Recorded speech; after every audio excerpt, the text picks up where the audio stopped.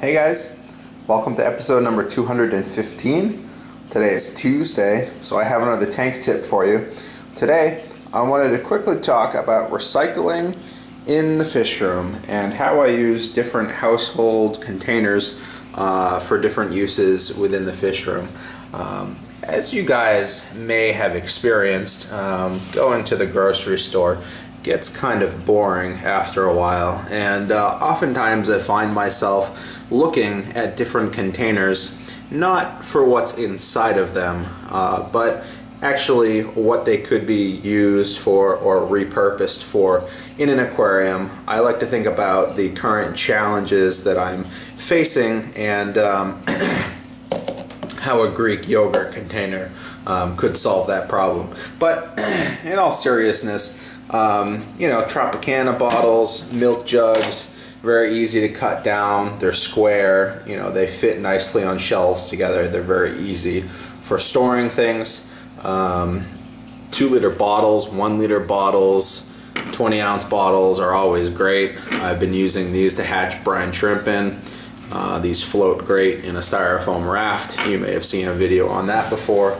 The Greek yogurt containers are obviously great for scooping water, scooping fish, specimen samples if I'm separating fish, or if I'm acclimating fish. They work great, super cheap, super easy to keep around. As you guys may have seen, I had some crayfish traps made out of grape containers or strawberry containers or whatever you might find in your grocery store. I had mini floats inside of them, and I poked the hole in the middle.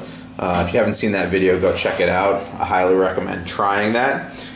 These containers are a little bit small for crayfish, but I just happen to have those kicking around. Food containers. Peanut butter jars are great for flake food.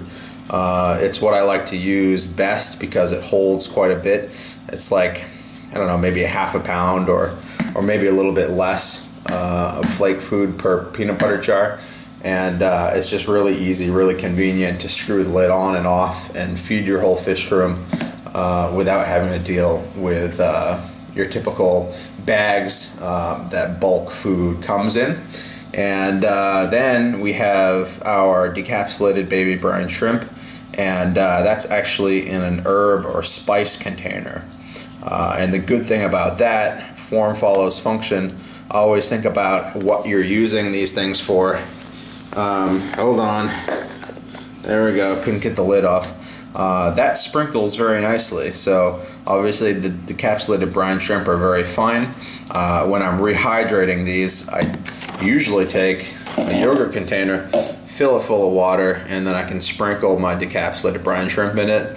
Very easy to use. Keep that in the refrigerator to keep it fresh, but that holds quite a bit of decapsulated brine shrimp, and it's something that I do use quite a bit. And then I found a couple squirt jars actually that still have food in them. I don't waste food, so I will use these before I use them for the aquarium.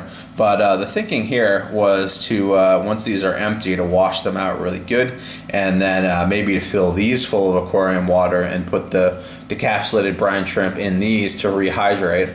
And then I can just simply squirt the decapsulated brine shrimp water mixture into the tanks as I go, so that I don't have to use a turkey baster. It's something that I could prepare in advance. I could have my day's worth or 2 or 3 days worth of decapsulated brine shrimp potentially prepared. So it could be something that I don't have to do every day and then sit around and wait for. But anyways guys, next time you're in the grocery store or next time you're about to throw out your recycling, take a quick look at what containers you have laying around and try to think about the projects that you're currently working on in your fish room and how you could use the junk around you to help you out. Just don't become a hoarder. Alright guys, see you later.